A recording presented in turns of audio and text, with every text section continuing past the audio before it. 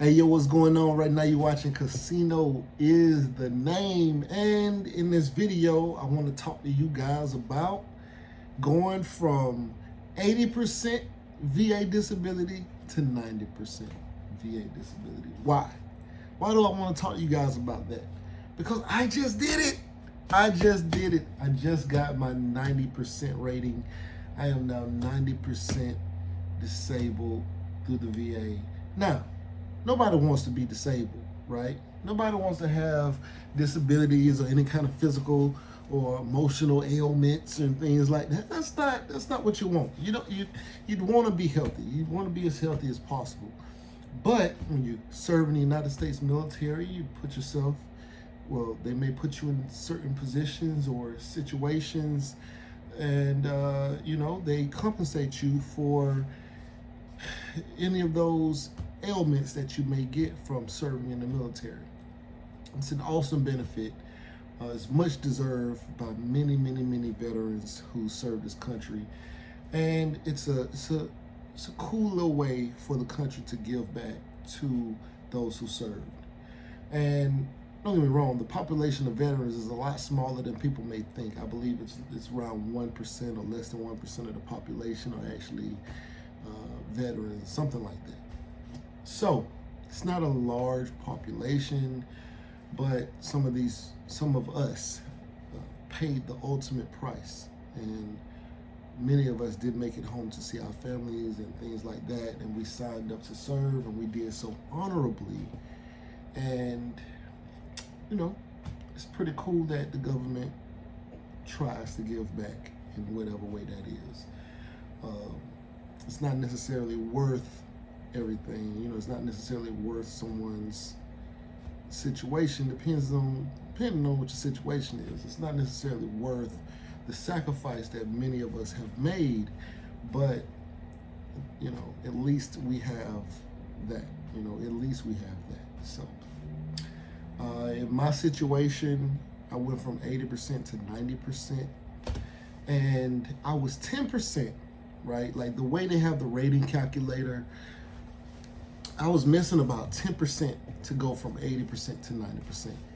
So in total, I'm about 140% disabled veteran. I'm about 140% disabled, but they pay me at 90%. I'm rated at 90%. They got a crazy calculator where they come up with however they calculate it. And so I was rated around 130%, which rated me at 80%. I was 130% total body, but I needed 10 more percent to push me into the 90%. So I got the other 10%, and the way I got it was through tinnitus. Okay, so I used to work on F-16s. Now, many of you may not realize it, but in the Air Force, I was really a part of the Air Force. I was working on planes. I was not part of the chair force, not at first at least.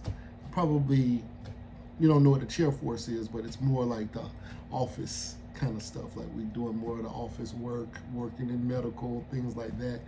But when I first went into the military, I was actually a part of the Air Force, working on real planes, doing real like Air Force stuff.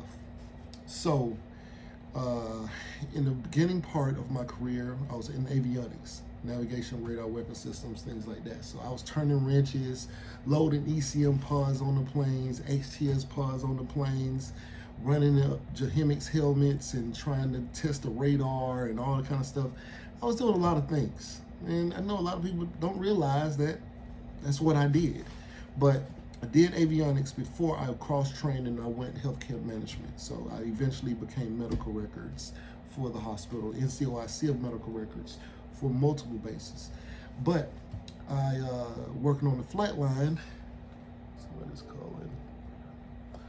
so working on the flight line, I would have to crank up jets. And like we're launching jets, so we'll be in these hazards, these buildings with a jet inside, with a fighter jet inside, and they're running these loud engines, and we got double hearing protection in, so we got the little foam things in, and then we have the headsets, but it's still high-pitched sounds, things like that. So I developed tinnitus, The thing was, I didn't understand what ringing in the ears was. I was never formally diagnosed with it. Like I never went down to say, hey, I have tinnitus or ringing in my ears. Can somebody give me a diagnosis? So when I got out of the military the first time, because I went from active duty to the reserves. So the first time I got out of active duty and I was going into the reserves, I went to the VA and they were doing a full compensation exam on me. And and so I went in for hearing loss, right? Hearing loss. That's the only thing that I could think you could claim, because I didn't know anything about claiming anything. So I went in for hearing loss, and even though I probably hear pretty good, I don't know, but I went in for hearing loss because I knew I had been working on the flight line, running heavy machinery, and people saying, hey, go in there and claim hearing loss. More than likely you have hearing loss. So I go in and the lady puts me in this little soundproof booth, and she says, press the button whenever you hear some beeps. So I go in the booth and I start hearing little beeps. So I press the button. Press the button. Yep, that's a button. That's a sound. That's a little beep. That's a little, okay.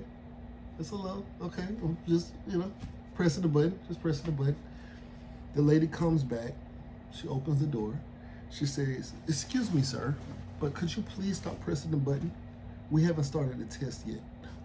I was like, oh my God. Like, oh my God, this is crazy. Now this is 2008. This is 2008 when this happens. It's either 2008 or 2009, but this is back then. So we do the hearing test. She says, well, your hearing isn't bad enough for you to be compensated. Your hearing loss isn't bad enough for you to be compensated for, but you do have tinnitus, but you don't have it, you didn't claim it. So you need to get it put in your record, and then you can come back and claim it. So I'm like, oh, okay. So immediately after that, I get put on orders for the reserves. So I go into the reserve doctor and I say, hey, by the way, can you put that I have tinnitus, And he was like, you have tinnitus? How do you know? I said, oh, well, I was at a hearing test for the VA and they said I don't have it in my record. So can you make a note of that and put it in my record, and then I can go claim it after that? So he said, okay. So he writes in my record that, patient comes, patient says that he did a test at the VA.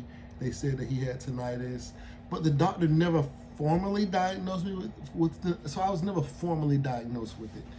So I go back, claim it again, and they say, well, your doctor just said that you told him that you had tinnitus, but there's no test for it. There's no, the VA CMP exam doesn't qualify you for it. So I was like, wow. So for years, never got tinnitus updated. This time I went to a law firm. They got me hooked up. They had me, they claimed it. They did a nexus letter, all of that kind of stuff. And I went in, did a test, explained what happens to me, to the hearing lady at the compensation exam. She wrote up what she needed to write up. Next thing I know, boom, I'm getting back paid. It was like $2,500. So I got like $2,500 back pay. I had to pay the law firm 33% of that. So it was like $700, I think, and it was like $785 or $758, whatever it was. It was something like that. So I ended up paying them a third of that. But, it was worth it. Would you pay $800 for $2,300? I will. So I ended up around $1,500 after that. But yeah. So anyway, I just want to come on here and share my story about how I went from 80% to 90%. Anyway, right now you're watching Casino as a Name. Please like, share, comment, and subscribe, and we out.